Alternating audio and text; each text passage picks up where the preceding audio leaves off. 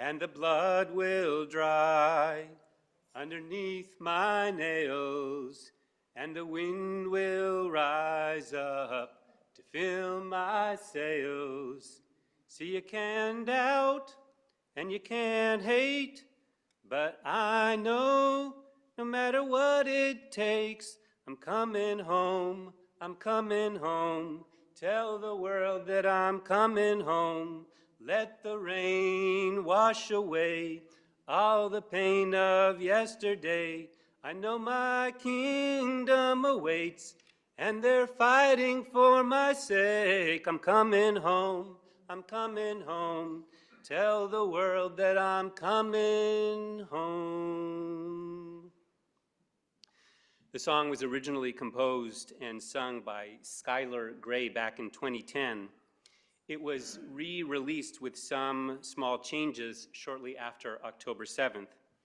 Shiri Maimon, who had represented Israel in the Eurovision contest, sang it at night, surrounded by hostage families in a darkened square illuminated by hundreds of candles.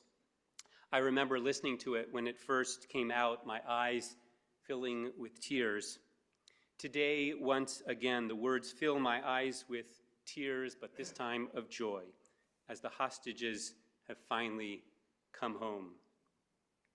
Still far away from where I belong, but it's always darkest before the dawn. See, you can doubt and you can hate, but I know no matter what it takes, I'm coming home, I'm coming home. Tell the world that I'm coming home. Let the rain wash away all the pain of yesterday. I know my kingdom awaits, and they're fighting for my sake. I'm coming home, I'm coming home. Tell the world that I'm coming home. Today on this Shemini Atzeret, we gather with joy for the Chag, of course, but overflowing joy that they finally come home. Yesterday, we witnessed the embrace of hostage families and indeed of the entire nation, and I hope that from a distance they sense our hugs as well. We heard the cry of a mother reuniting with her son after 2 years, a father seeing his daughters for the first time in 2 years, the jubilant cries of families reunited, and a father seeing his son for the first time in 2 years calling out in joy, Shehecheyanu v'kiyamanu v'higiyanu lezman hazeh. For all of our simcha, our joy, however, is incomplete. Even as we rejoice at the return of the living hostages, we know that other hostages were returned to be buried, and still others still remain in Gaza. They have yet to come home. These days then are filled with a torturous mixture of emotions that is eerily captured in the words of Kohelet, Ecclesiastes, that we read this past Shabbat. Kohelet said that there is a time to be born and a time to die, and Rachel Goldberg-Polin explained, and we have to experience both now. There's a time to weep and a time to laugh, and we have to do both right now, she said. There's a time to tear and a time to heal, and we need to do both right now. There's a time to be silent and a time to speak out, and we need to do both right now. And as she herself struggled with her own tears, she said, there's a time to sob and a time to dance, and we need to do both right now. Eight Svod ve'eit Rakod, a time of mourning and a time of dancing. We cry for every hostage we could not bring back alive, every soul lost in this war. We cry for the unimaginable trauma for our Israeli brothers and sisters that they will carry with them throughout their lives. We cry for the heavy burden on our Chayalim and their families who have borne that burden and tremendous sacrifices for years. And we cry for the innocent deaths and complete destruction in Gaza. And at the very same moment, Eit Rakod, it is nevertheless a time of dancing. We'll dance for every hostage who now breathes the air of freedom once again, We'll dance for the courage and sacrifice of our defenders. We'll dance for the possibility of a future where all children can, God willing, live in peace. We wish that they had returned already 2 years ago, but it seems somehow fitting that we gather exactly, almost to the day, 2 years later, on Shemini Atzeret, to mourn and to celebrate. Appropriate also because on this day we add prayers for Geshem, for rain, and for Yizkor. Let's consider both.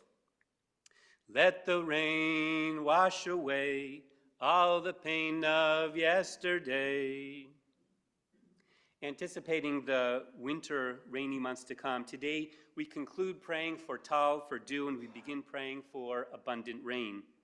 In ancient times, the rain that fell filled cisterns and the Kinneret and sustained the population over the dry summer months. Today, even with Israel's advanced desalination plants, rain is still essential. Thus we pray, l'chaim v'lo l'mavet, l'sova v'lo l'razon, that it should be for life, not death, for abundance, not famine. Today, we add to our davening Morid HaGeshem and acknowledge that God brings the rain. This phrase is considered to be so important that if you forget to add it, because you're not quite used to that pattern yet, then you're actually supposed to go back to that spot in Amidah and begin all over again. But of course, we don't just pray for rain, we also pray Mashiv HaRuach, we pray for wind. Now, I suppose we need the wind to bring the clouds that brings the rain, though I could do without the leaves scattering all over the place. But we can understand the phrase on a spiritual level as well. The word mashiv from the word lashuv, to return. Mashiv haruach thus means we pray for our spirit to return. For the rain to wash away the pain of yesterday, we need our spirit to return. For many Israelis, until yesterday, every day for the last 2 years has been October 7th. It was a 2-year Shiva, Shiv'ah b'October. With the return of their loved ones, it is now October 8th, and they can start the long, slow process of learning to live again. For many of the hostages, an immediate concern was their physical health. No less critical, of course, is their spirit, their mental health. Sadly, this past week, we were reminded of just that with the death of Ro'i Shalev. Ro'i and his girlfriend, Mapal, were at the Nova Festival when the attack began. They hid as best they could, and for what seemed like an eternity, remained silent, pretending to be dead. But Hamas terrorists found them and shot them multiple times at point-blank range. Holding her tightly, Ro'i felt Mapal's life force flow out of her. Miraculously, he survived, but racked with guilt for not being able to save her, Ro'i was emotionally wounded in a way that never healed. And sadly, this past week, he took his own life. His father explained, he was shot at Nova 2 years ago and died now of his wounds. Appropriately, Mashiv HaRuach, reviving the spirit, is the name of a JDC initiative in frontline cities to promote resilience through mental health, education, community, and employment support. It's needed not just for those who live by Gaza, but for much of Israeli society. And I remember going on Tikvatenu 3 and meeting with a group of soldiers that get together with an organization called No Soldier Left Behind, supported by our Minneapolis Jewish Federation, that provides that kind of mental health support. I have to believe that similar needs among Gazans are no less urgent and likely magnified at a scale many times over. For Israelis to ever live in peace besides Gazans, Gaza needs to be not only completely demilitarized and de-radicalized, they have to have both the physical and the mental health support that are essential to rebuilding their lives. On Shemini Atzeret, then, we add Mashiv HaRuach and pray for the strength and courage and resilience to start over, to renew our people. And indeed, this phrase is added into the section of the Amidah calling for Tchiyat HaMetim, for the revival of the dead. When we pray these words, I encourage you to have in mind the wind for sure, but also a new spirit that makes for the possibility of rebirth, the rebirth of individuals who were literally on the brink of death and the nation consumed by worry, fear, and loss. Today, our spirit is lifted. We sense 8 Rakod because some of the hostages have come home, and it's time to celebrate. Coming home, I'm coming home. Tell the world that I'm coming home. But there's also 8 Sfod, a time of mourning, because some of the hostages have come home only to be buried in their homeland. Now, there are different terms for a Jewish cemetery, and interestingly, they all begin with the word bayit, home. Each of them offers a different way of thinking about life and of death.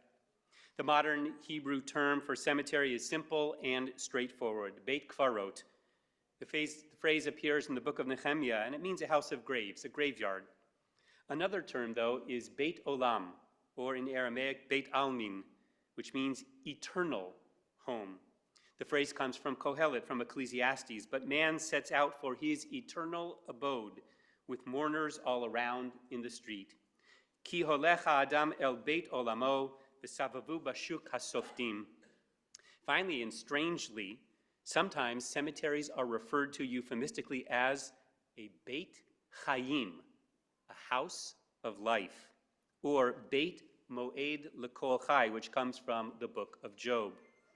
Take that in for just a moment.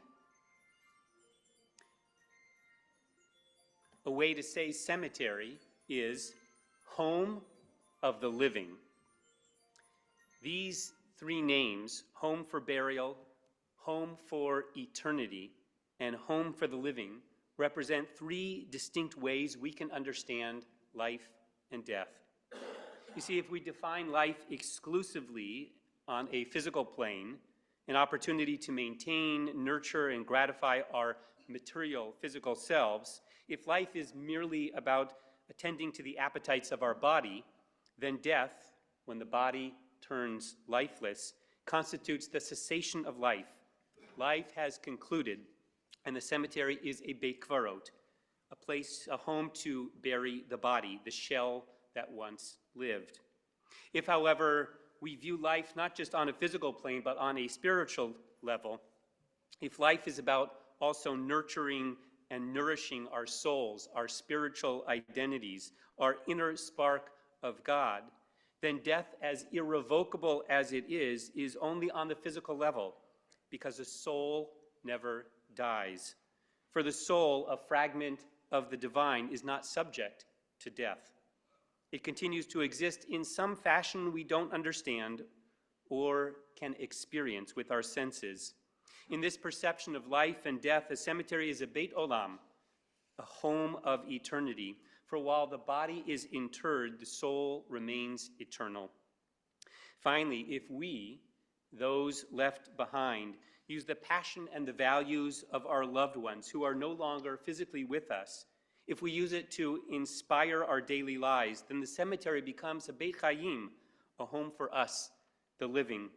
When our loved ones influence the choices that we, their children and students and friends and relatives and community make, then in some sense they remain alive. Their own dreams and ideals continue to exist in the lives of the people they touched through their wisdom and their love. I'm coming home, tell the world that I'm coming home. Let the rain wash away all the pain of yesterday. I know my kingdom awaits, and they're fighting for my sake. I'm coming home, tell the world that I'm coming home. As we approach Yizkor, we pause because they're fighting for my sake. Those are the words that Shiri Maimon added in her version of the song. Even on this day of celebration, we're cognizant of the fact that the hostages would not be home if not for the hundreds of thousands of soldiers who went off to war, the reservists time and time again for unbearably long periods to battle Hamas and decisively weaken it so this deal could happen. Many thousands were wounded, some of them grievously, and have a long road of recovery ahead. Tens of thousands will long struggle with PTSD, and 915 soldiers were killed in this war. That's the equivalent of 33,000 Americans. We owe them a debt of gratitude and praise, and we hope that their families feel a measure of comfort knowing that their efforts have helped bring the hostages home. Kohelet completes its list of seasons, saying 8 milchama ve'et shalom, a time of war and a time of peace. For far too long, the cities around Gaza, and indeed around Israel, have lived an untenable mixture of these seasons. It was a low-level war. Every few years, Hamas would fire rockets, and Israelis would run to shelters, and eventually the IDF would go in and what they called mow the grass. They'd respond. And then there would be quiet until the next time. None of us know what the coming weeks and months and years will bring. We pray that this really can be a turning point, that a new ruach, a new spirit, will usher in a new era. We're, of course, not naive to the tremendous obstacles that stand in the way of achieving that dream, but we continue to hope and work toward that day. And so at this time, on this Shemini Atzeret heading into Simchas Torah, 8 Rakod ve'et Svod, we dance and we mourn. We dance with tears of joy and tears of sorrow. We mourn with longing and with laughter. And we don't deny one or the other. They don't cancel each other out. Instead, they intensify one another. And so we dance with even more joy, and we hold each other with even more comfort as they come home alive, as they come to their eternal homes. And in that moment of dancing and mourning, laughing and crying, still we sing, "Coming home, I'm coming home, tell the world that I'm coming home. Let the rain wash away all the pain of yesterday. I know my kingdom awaits, and they're fighting for my sake. I'm coming home, tell the world that I'm coming home." Chag Sameach.